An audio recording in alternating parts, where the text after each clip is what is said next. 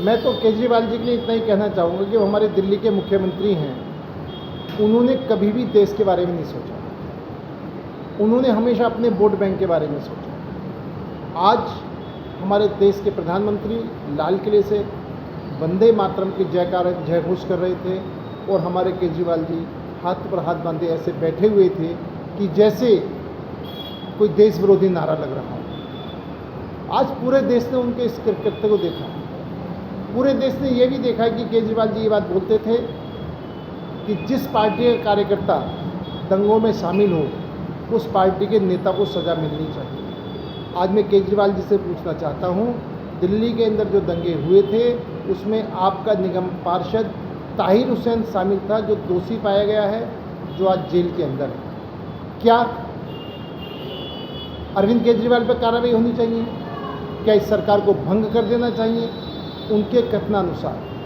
लेकिन वो जैसी परिस्थिति होती है आज वैसा ही वो बोलते हैं। अब कहते हैं कि राम अयोध्या शिलान्यास में, मंदिर के शिलान्यास में मुझे नहीं बुलाया गया, और आज से 5 साल पहले 7 साल पहले बोलते हैं कि वहाँ पर मंदिर नहीं बनना चाहिए, वहाँ पर हॉस्पिटल बनना चाहिए। आप कहना क्या चाहते हो? आप इसके विरोधी हो। आप राम मंदिर का विरोध की बात कहते हो और अयोध्या में राम मंदिर नहीं बने इसका विरोध करते हो, और तुमको नहीं बुलाया जाता तो मुझे बुलाया नहीं गया। मतलब किस पर राजनीति कर रहे हैं? जनता को कितना बेवकूफ़ समझेंगे दिल्ली की जनता को, और ये दिल्ली की जनता का बेवकूफ़ बना करके ये आज राज कर रहे हैं। मैं पूछना चाहता हूँ कि आज भी दिल्ली की जनता को पूरा राशन क्यों नहीं मिल रहा? दिल्ली की जनता आज भी राशन के प्रति त्रैमाम कर रही है। दिल्ली की सड़कें इतनी पूरी तरीके से टूटी हुई हैं। दिल्ली के अंदर जरा सी बारिश आ जाती है तो पूरी दिल्ली डूब जाती है। ये सब क्या है? आप तो अब वायदा करके आए थे कि मैं दिल्ली को स्वर्ग बना दूंगा। आप वायदा करके आए थे मैं कार नहीं लूँगा, मैं बंगला नहीं लूँगा, मैं वीआईपी कल्चर नहीं लूँगा। आज सारे वीआईपी कल्चर तुम ले रहे हो, सारे बंगले तुम ले रहे हो।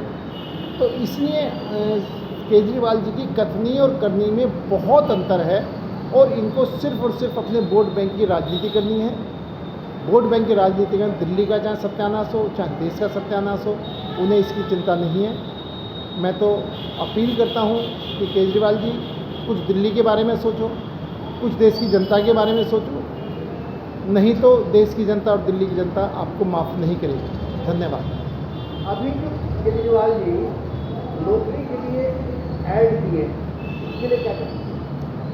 नहीं, केजरीवाल जी ने ऐड दिए हैं कि जहाँ पर जिसको नौकरी की ज़रूरत है और जो नौकरी देने वाला है, नौकरी लेने वाला है, एक प्लेटफार्म उन्होंने बनाया है, और उस प्लेटफार्म को बना करके ये जो पूरे इतने बड़े विज्ञापन दे करके ये बात कहना चाहते हैं। इस पैसे जो आज आप सैलरी दे नहीं सकते, आज आप MC टू MC रिफंड दे नहीं सकते, और आप रोज़ नए नए तरह के विज्ञापन छाप करके, नए नए तरह के झूठे प्रचार करके क्या जनता को संदेश देना चाहते हैं?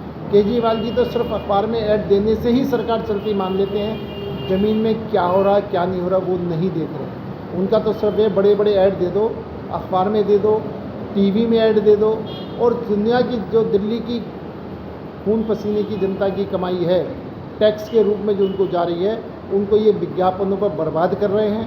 और जो व्यक्ति विज्ञापनों को बर्बाद कर रहा है वो देश के हित की नहीं सोच रहा, वो तो सिर्फ अपनी पब्लिसिटी, अपनी सरकार की पब्लिसिटी की बात कर रहे हैं।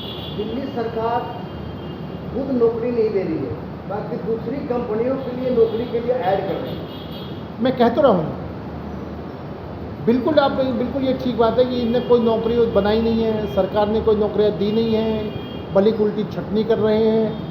DTC बसें घट रही हैं, ट्रांसपोर्ट की व्यवस्था खराब है, लेकिन बड़े बड़े विज्ञापन दे करके काम, जिसका विज्ञापन दे के काम चल रहा हो, जो विज्ञापन देकर जनता को बेवकूफ़ बनाने की कोशिश कर रहा हो, उसको काम करने की जरूरत क्या है? अरे दिल्ली की जनता देख रही है, दिल्ली की जनता इसका उसको समय आने पर जवाब देगी।